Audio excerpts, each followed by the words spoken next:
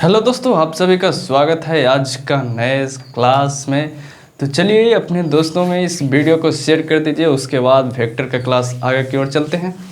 तो कल के क्लास में हम किए थे टाइप्स ऑफ वेक्टर। ठीक है दोस्तों, कल के क्लास में क्या किए थे? टाइप्स ऑफ वेक्टर यानी कि सदिशों के प्रकार किए थे। तो आज के क्लास में कहे थे कि खंड सूत्र पढ़ाएंगे। तो देखिए दोस्तों, खंड सूत्र में सबसे पहले खंड सूत्र में दो होता है, एक अंतः विभाजन होता है और एक बाह्य विभाजन। तो सबसे फर्स्ट में हम चलेंगे अंतः विभाजन को लेकर, इसको प्रूव दैट करेंगे कि कल फार्मूला बताए थे अंतः विभाजन के बारे में कि R vector is equal to क्या होता है, एम बी वेक्टर प्लस का होता है एन ए वेक्टर बटा में क्या होता है एम प्लस एन। तो इसको क्या करना है, हमें प्रूव करना है। ठीक है दोस्तों, क्या करना है, प्रूव करना है कि आखिर ऐसे आता है कैसे।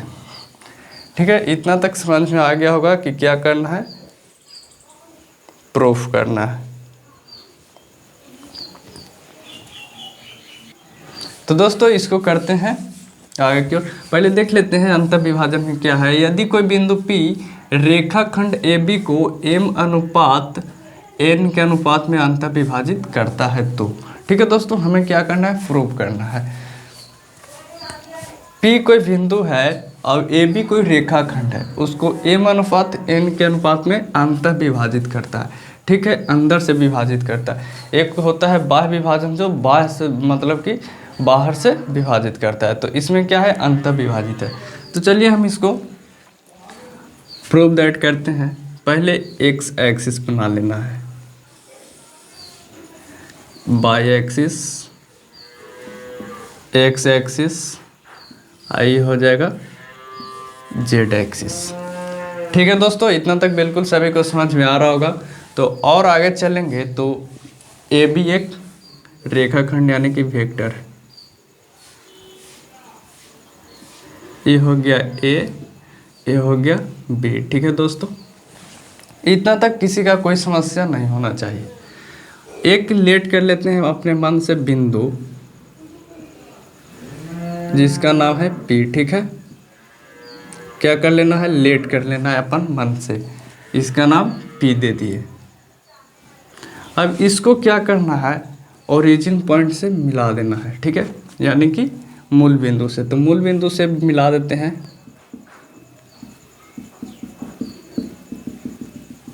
डॉटेड लाइन से मैं मिला दिया। ठीक है, और यहाँ भी मिला देना है और यहाँ भी मिला देना है दोस्तों, पी से भी। इतना तक बिल्कुल सभी को समझ में आ गया होगा। ओरिजिन पॉइंट से वेक्टर ए को मिला देना है, मतलब बी पर भी और ए पर। तो यहाँ इसको क्या मान लेंगे, ओ ए को यहाँ ए वेक्टर मान लेते हैं, इसको ओ पी को हम आर वेक्टर मान लेते हैं। ठीक है, और ओ बी को हम क्या कर लेंगे, बी वेक्टर मान लेंगे।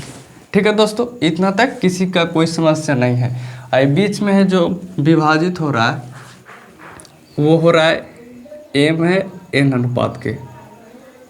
ठीक है, एम है एन यानी कि एम और एन के अनुपात में विभाजित हो रहा है। ठीक है दोस्तों, तो कुछ हम लेट कर लेते हैं। तो यहाँ हम लेट कर लेते हैं कुछ, क्या लेट करेंगे, ओ ए वेक्टर को क्या माने हैं, यहाँ से यहाँ तक है तो ये वेक्टर है। ठीक है, तो ओ ए वेक्टर को हम क्या माने हैं, ए वेक्टर। ठीक है, और ओ बी वेक्टर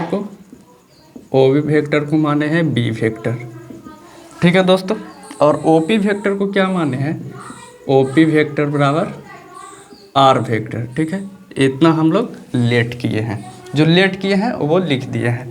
तो चलिए इधर चलते हैं, प्रूव करने के लिए एक्सप्लेनेशन दिखाई दे रहा होगा, और थोड़ा सा इधर ले लेते हैं एक्सप्लेनेशन। ठीक है दोस्तों, एक्सप्लेनेशन के लिए हम चलते हैं। तो चलिए देखिए, तो यहाँ से डायरेक्शन का है इधर है, तो लिखेंगे चूंकि एपी वेक्टर बटे में क्या हो जाएगा, यहाँ से इधर की ओर है, पी से बी की ओर है, तो ए से लेंगे पी और पी से लेंगे बी, तो बटे में हो जाएगा बी पी बी वेक्टर। ठीक है दोस्तों, क्या हो जाएगा, P B vector is equal to क्या हो जाएगा, एम अनुपात और एन दोनों का रेशियो तो समान होगा, तो एम बटे में क्या हो जाएगा एन, यानी कि ए पी वेक्टर बटा P V vector is equal to M अनुपात एन होगा। ठीक है, इतना तक किसी का कोई समस्या, क्योंकि डायरेक्शन नीचे से ऊपर की ओर है दोस्तों, तो यहाँ से एक बार यहाँ तक जा रहा है, फिर यहाँ से यहाँ, मतलब कि विभाजित हो रहा है। ठीक है, तो आप लोग को समझ में आ गया होगा कि ए पी वेक्टर बटे में पी वी वेक्टर। तो अब यहाँ से आगे चलेंगे तो A P vector is equal to क्या होगा, जैसे कि हम बताए थे पिछले क्लास में कि जैसे ए बी वेक्टर लिखना हो, जैसे वेक्टर ए बी हो तो इसका पोजीशन वेक्टर जैसे क्या होगा, ओ B vector minus O A vector. ये तो हम बताए थे कि आगे वाला पीछे वाला है आगे और आगे वाला पीछे, ओ एक ओ के साथ। ठीक है, जैसे कि यहाँ रहेगा बी ए, ठीक है, बी ए वेक्टर रहेगा तो O A vector minus O B vector, ये तो हम बताए हैं दोस्तों। तो चलिए सेम इसी तरह से चलते हैं। तो क्या लिखेंगे, ए पी को लिखेंगे ओ पी वेक्टर माइनस क्या लिखेंगे ओ ए वेक्टर। ठीक है, और बटे में क्या लिखेंगे पी वी के लिए O B vector minus O P vector is equal to क्या हो जाएगा एम बटे में एन। इतना तक किसी का कोई समस्या, इतना तक बिल्कुल किसी का भी कोई समस्या नहीं होना चाहिए। तो चलिए यहाँ से और आगे चलते हैं। तो क्या हो जाएगा, ओ पी को क्या माने हैं, ओ पी को आर वेक्टर, तो आर वेक्टर माइनस ओ ए क्या है ए वेक्टर है, तो ए वेक्टर हो जाएगा बटे में क्या हो जाएगा ओ बी को क्या माने हैं बी वेक्टर माइनस क्या हो जाएगा आर वेक्टर हो जाएगा, ओ पी को क्या कहते हैं R vector is equal to क्या हो जाएगा एम बटे में हो जाएगा एन। ठीक है दोस्तों, इतना तक किसी का कोई समस्या, इतना तक किसी का भी समस्या नहीं है। तो चलते हैं और आगे चलते हैं, और आगे चलेंगे तो तिरछा तिरछे गुना कर देंगे। तो तिरछा तिरछे गुना करेंगे तो हो जाएगा N into R vector minus A vector हो जाएगा, इधर हो जाएगा M into B vector minus का आर वेक्टर। इतना तक किसी का कोई समस्या, चलिए इतना तक किसी का कोई समस्या नहीं है तो एक स्टेप और चलते हैं। तो यहाँ हो जाएगा N R vector minus N A vector is equal to M B vector, और क्या हो जाएगा माइनस हो जाएगा एन आर वेक्टर। इतना तक बिल्कुल समझ में आ गया होगा। तो चलिए अब दिखाई नहीं दे रहा होगा तो अब यहाँ से हम ऊपर की ओर लिखते हैं। तो एन आर वेक्टर है, आर वाला को आर वाला के साथ कर दीजिए और इसको, तो यहाँ क्या हो जाएगा इस एम एन आर को इस तरफ भेज देंगे, यहाँ एम आर हो जाएगा। ठीक है दोस्तों, क्या हो जाएगा एम आर, यहाँ एन लिखा गया था तो यहाँ हो जाएगा एम आर। तो एम आर को इस तरफ भेज देंगे तो हो जाएगा, माइनस में है तो प्लस में चल जाएगा इस तरफ, तो एम आर वेक्टर प्लस हो जाएगा पहले से क्या है एन आर वेक्टर। ठीक है, इज इक्वल टू हो जाएगा एन ए को इस तरफ भेज देंगे तो पहले से क्या है एम बी वेक्टर प्लस क्या हो जाएगा एन ए वेक्टर। इतना तक किसी का कोई समस्या नहीं है। तो चलिए यहाँ से क्या कॉमन है, दोनों में क्या है आर है, तो आर को क्या कर लेते हैं, आर को हम कॉमन ले लेते हैं। ठीक है दोस्तों, तो आर को कॉमन ले लेंगे तो आर वेक्टर कॉमन हो जाएगा तो बचेगा एम प्लस का एन इज इक्वल टू इधर बचेगा M B vector plus N A vector. ठीक है, इतना तक किसी का कोई समस्या नहीं है। तो जब यहाँ हो जाएगा तो आर वेक्टर बराबर क्या हो जाएगा, एक गुणे में है तो इस तरफ जाएगा तो भागा में हो जाएगा, तो यहाँ हो जाएगा क्या हो जाएगा M B vector plus N A vector बटे में हो जाएगा एम प्लस एन हो जाएगा। ठीक है दोस्तों, बिल्कुल सभी लोग को दिखाई दे रहा होगा। इतना तक किसी का कोई समस्या, किसी का भी बिल्कुल समझ में आ रहा होगा दोस्तों। कुछ भी नहीं किए हैं, चले हैं ए पी और पी बी। ठीक है, तो ए पी बटा पी बी बराबर एम बटे एन का रेशियो तो सेम हो जाएगा ना, तो उसी को लेकर चले हैं और यहाँ तक हम लेट किए थे। ठीक है, मेन फिगर समझना है, ये तो अपने आप प्रूव हो जाएगा। तो आपको केवल इस फार्मूला को ध्यान रखना है। क्या करना है दोस्तों, इस फार्मूला को ध्यान में रखना है। ठीक है, हमें उम्मीद है कि आप लोग को समझ में आ गया होगा। अगर समझ में नहीं आया होगा तो वीडियो को फिर से बैक करके देख लीजिएगा। ठीक है, समझ में आ जाएगा। ऐसे कुछ किए न है, थोड़ा सा हम फिगर फिर से बनाकर दिखा देते हैं। ठीक है दोस्तों, तब तक अपने दोस्तों में वीडियो को शेयर कर दीजिए। जैसे क्या किए हैं एक बार और देख लेते हैं फिगर से। By axis, x axis, Z axis, ये हो गया बाई एक्स जेड, ये ओरिजिन पॉइंट हो गया। कोई रेखाखंड ले लिए, ये हो गया बी, ये हो गया ए। ठीक है, यहाँ से अंत विभाजन कर रहा है, इसका नाम हो गया पी। ठीक है, इस यहाँ से ओरिजिन पॉइंट से सभी को मिला दिए। ठीक है, तो ये तो ओ बी हो गया, तो ओ बी वेक्टर को हम क्या मान लिए थे, बी वेक्टर। ठीक है, और ओ ए को क्या माने थे, ओ ए को माने थे ए वेक्टर, ओ पी को आर वेक्टर। बस इतना लेट किए थे और चले थे। यहाँ से ए हो गया एम अनुपात एन के अनुपात में अंतर विभाजित कर रहा है। तो चलते हैं नीचे से ऊपर की ओर। तो ए पी वेक्टर बटे में क्या, P V vector is equal to M बटे में एन। इतना तक किसी का कोई समस्या नहीं। इसके बाद चले थे ए पी को लिखने के लिए कैसे बताए थे। जैसे कोई वेक्टर है ए बी, तो इसको कैसे बताए थे, पीछे वाला आगे, आगे वाला पीछे, तो ओ बी वेक्टर माइनस का ओ ए वेक्टर।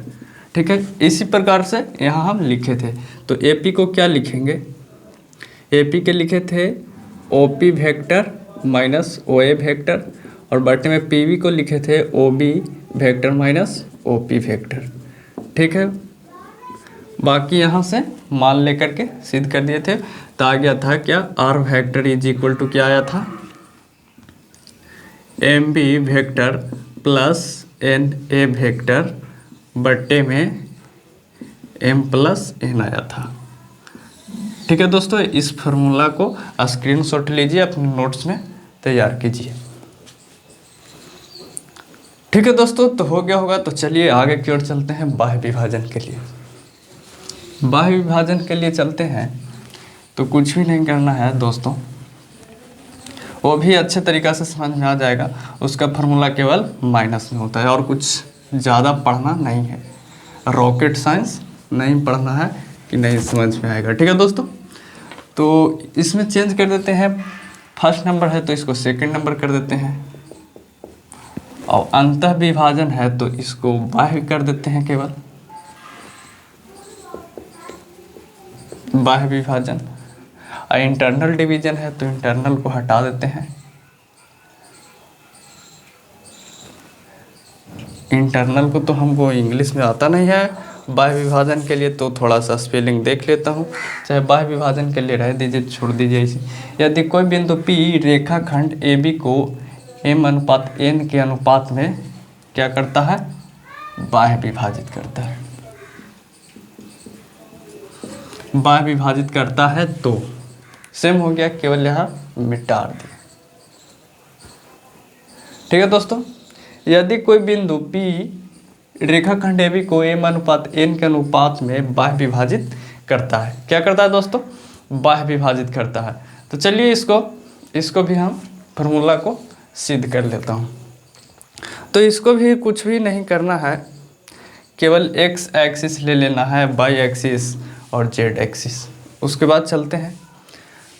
तो दोस्तों यहाँ से हम पहले y axis, x axis, z axis, ठीक है, ये क्या हो गया, ये z हो गया, ये x हो गया, और एक क्या हुआ, y हो गया।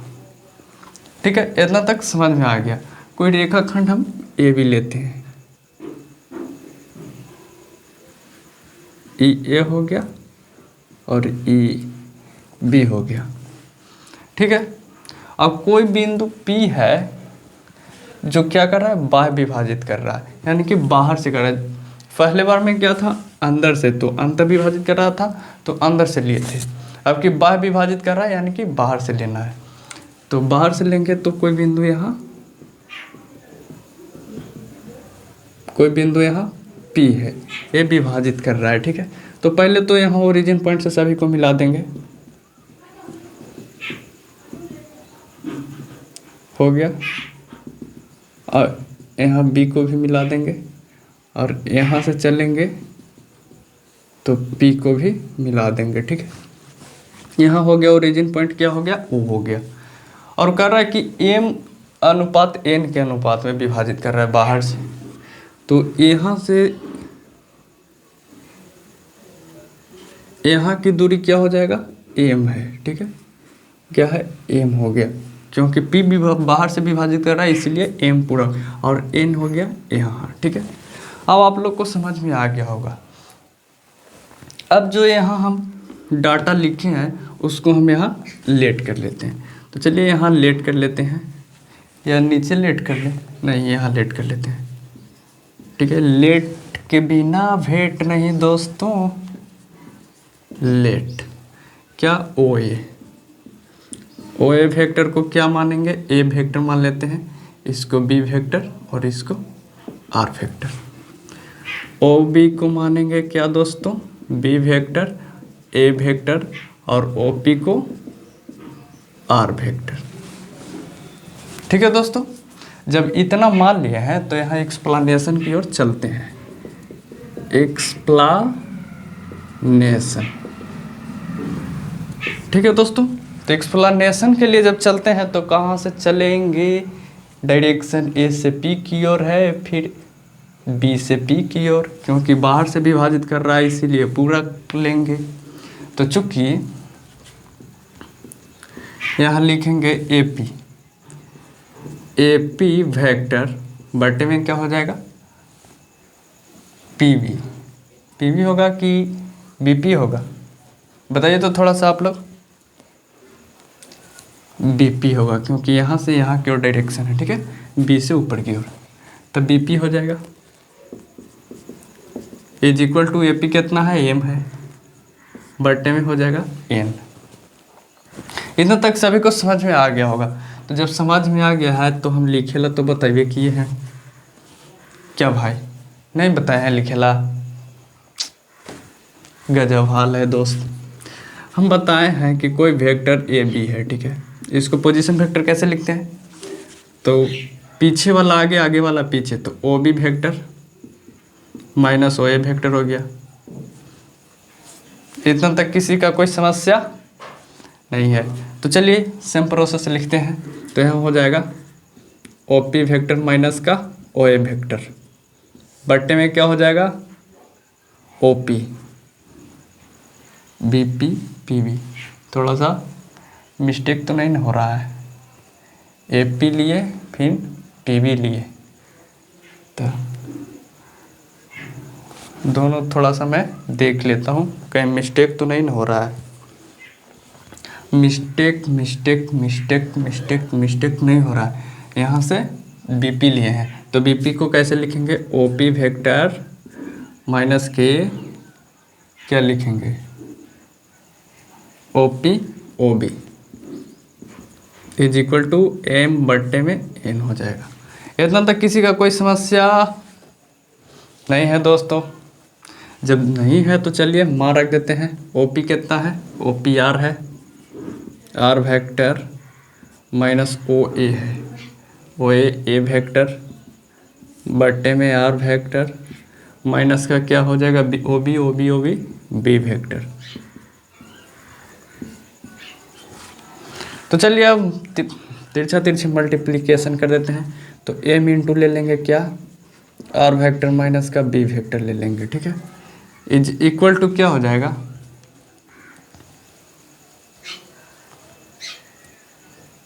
हो जाएगा एन से गुना कर देंगे तो एन इंटू का हो जाएगा R vector minus A vector. इतना तक का किसी का कोई समस्या, इतना तक नहीं है दोस्तों। पता नहीं है तो और आगे चल देता हूँ। एक स्टेप सभी लोग को दिखाई दे रहा है ना, दे रहा है। एम आर वेक्टर हो जाएगा माइनस के एम बी वेक्टर हो जाएगा इज इक्वल टू हो जाएगा क्या, एन आर वेक्टर हो जाएगा माइनस एन ए वेक्टर हो जाएगा। अब क्या करेंगे, आर को इस तरफ ले लाएंगे और एम को इस तरफ भेज देंगे। तो चलिए दिखाई दे रहा है एक स्टेप और। तो एम आर रहने दीजिए, इधर से लाइए तो माइनस का एन आर हो जाएगा वेक्टर में। आई माइनस को इस तरफ ले जाएंगे तो प्लस में हो जाएगा एम बी वेक्टर और माइनस का पहले से है एन ए वेक्टर। ठीक है दोस्तों, इतना तक समझ में आ गया होगा। तो जब इतना तक समझ गए हैं तो और आगे चलते हैं। बिल्कुल अच्छे तरीके से समझना है कि कभी भूल नहीं सकते हैं। अगर कोई कहे कि कैसे हुआ तो पूरा हम डिटेल समझा सकते हैं। ठीक है दोस्तों, अब पूछ दिया कि फार्मूला जैसे, तभी हम सीध के बोलेगा कि कैसे, तो यहाँ से ऐसे डायरेक्शन लेना है, ऐसे फिर सिद्ध कर देना है। उसका भी दिमाग हिलना चाहिए कि आखिर इतना कॉन्फिडेंस है कहाँ से। MW से पढ़ेगा और कॉन्फिडेंस नहीं होगा, ये कभी हो ही नहीं सकता है। तो चलिए यहाँ से कॉमन ले लेते हैं, क्या आर वेक्टर कॉमन कर लेते हैं। जब आर वेक्टर कॉमन लेंगे तो क्या बचेगा, एम माइनस एन बचेगा। इधर रहने देते हैं एम बी वेक्टर माइनस का एन ए वेक्टर। अब यहाँ से चलते हैं आर वेक्टर बराबर, इसको डिवाइड में कर देते हैं तो इज इक्वल टू हो जाएगा एम बी वेक्टर माइनस का एन ए वेक्टर बट्टे में क्या हो जाएगा एम माइनस एन। इस फार्मूला को अपने माइंड में ध्यान रखना है।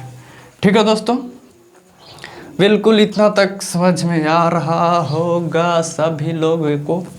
बिल्कुल इतना तक सभी को समझ में आ रहा है या नहीं, एक बार कमेंट में लिखिए। लाइव चैट है ना आपके पास, लिखिए।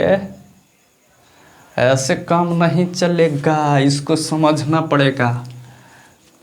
ठीक है दोस्तों, कुछ किए हुए नहीं है, ठीक है ना। क्या किए हैं, यहाँ से बनाए हैं, एक बार और बना देते हैं, उसके बाद दिमाग में सेट हो जाएगा। तो पहले फटाफट इसका स्क्रीनशॉट लीजिए, तो फटाक से स्क्रीनशॉट हो गया होगा तो ठीक है।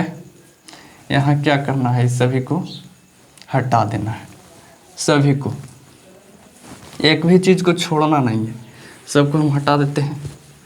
ठीक है, जब ये सब हट गया, जब हटिए गया,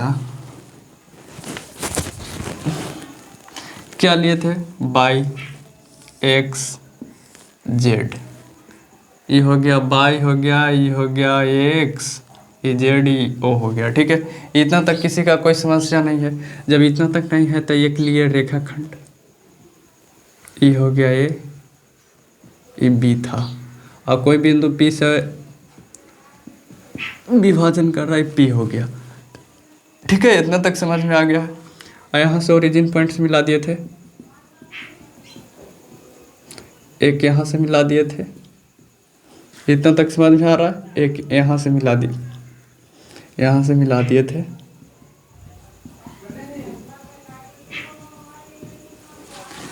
क्योंकि हमको उतना सही से बनाने नहीं आता है, क्योंकि तिरछा हो ही जाता है। स्केल उसकेल मेरे पास नहीं है।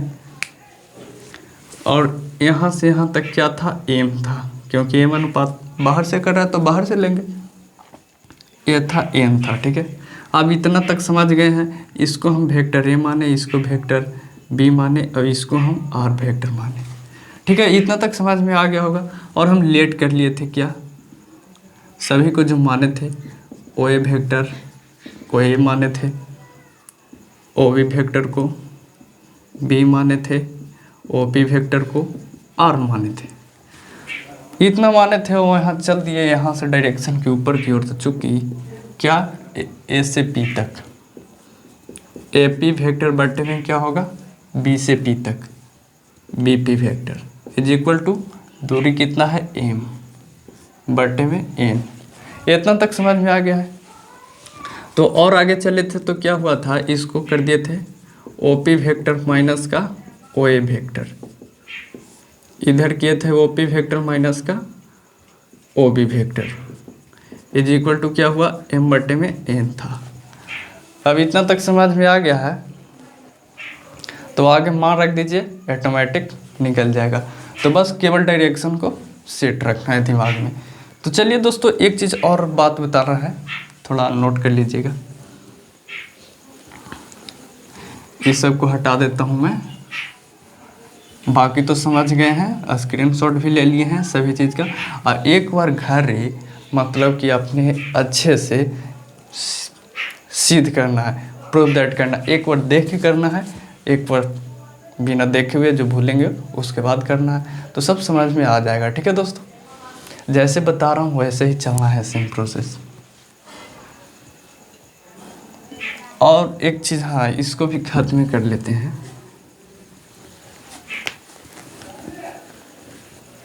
यहाँ क्या लिखना है, नोट में लिखना है। लिखना है क्या,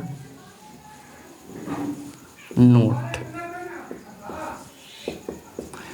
नोट में क्या लिखना है, यदि कोई बिंदु P रेखाखंड AB को समान अनुपात में विभाजित करता है, यानी कि यदि कोई बिंदु P रेखाखंड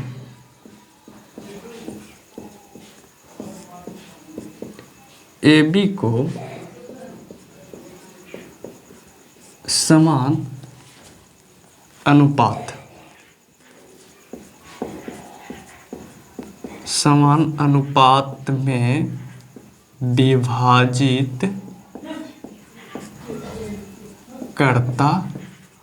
विभाजित करता है, तो R वेक्टर बराबर होता है दोस्तों, क्या हो जाता है, वेक्टर A प्लस वेक्टर अंतर विभाजित करता है तो B बराबर 2 हो जाएगा।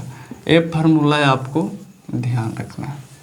क्या, जब समान, यदि कोई बिंदु P रेखाखंड AB को क्या कर रहा है, समान अनुपात में विभाजित करता है, तो R वेक्टर बराबर vector A plus vector B बटे में क्या होता है, 2 होता है। इतना तक ध्यान में रखना है। अब कैसे होता है, क्या ये भी बता दें। जैसे कोई रेखा है, ठीक है, कोई रेखाखंड मतलब है A है B है, इसको समान भाग मतलब कि, तो E M के अनुपात में बांट रहा है, E N के अनुपात में। अब क्या कर रहा है, समान है, तो समान अनुपात में बांट रहा है, यानी कि M बराबर N, तो M बराबर M भी हो सकता है या N बराबर N भी हो सकता है। ठीक है, जब दोनों बराबर रहेगा तो चलिए ऊपर चलते हैं। ऊपर कहाँ चलते हैं, R वेक्टर बराबर फार्मूला क्या लिखे थे, MB vector plus NA vector बटे में क्या लिखे थे, M प्लस N। तो जब बराबर है तो चाहे तो M को N में बदल सकते हैं या N को M में, तो यहाँ क्या हो जाएगा, MB vector plus MA vector भी लिख सकते हैं। कैसे लिख सकते हैं, क्योंकि बराबर है, दोनों का अनुपात बराबर है। और बटे में भी लिख सकते हैं M प्लस M। इतना तक समझ में आ रहा है, समझ में आ रहा है। तो यहाँ से ऊपर में M कॉमन ले लेंगे तो हो जाएगा B vector plus A vector हो जाएगा, और बटे में क्या हो जाएगा, 2M हो जाएगा। दिखाई दे रहा, यहाँ M से M कैंसिल हो गया, तो क्या बचा, vector B plus vector A बटे में 2। R वेक्टर बराबर इतना बचा। समझा दिया कि कैसे हुआ। एक तरीका और है, जब समान अनुपात है, जैसे ही कोई रेखाखंड है AB, इस समान अनुपात है M N, तो M बराबर तो N हो सकता है, तो M बराबर मान लेते हैं कि N लिख लेते हैं, N M हो गया। M बराबर N है तो M बराबर भी M हो सकता है। तो जब हो सकता है तो इसका अनुपात M बटे में क्या हो जाएगा, M, यानी कि 1:1 हो जाएगा, यानी कि M का मान कितना हो जाएगा 1 और N का भी मान 1 हो जाएगा।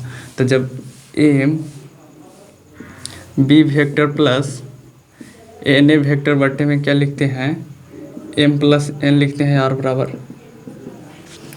तो दोनों का मान तो एक है, तो एक लिखेंगे तो ऊपर में तो बी वेक्टर रह जाएगा, एक से गुना होगा तो कोई फर्क नहीं पड़ेगा, इसमें भी कोई फर्क नहीं पड़ेगा, लेकिन ये हो जाएगा एक एक दो हो जाएगा। अब हमें उम्मीद है कि आप लोग समझ गए होंगे कि कैसे हुआ। तो दोस्तों आज का क्लास हम इतना ही तक रह देते हैं, और एक चीज़ कहना चाहते हैं, यहाँ से आगे की क्लास देखिए, थोड़ा सा इसको पहले हटा देते हैं। यहाँ से आगे का क्लास होगा दोस्तों, वो क्या होगा, वो डॉट प्रोडक्ट होगा।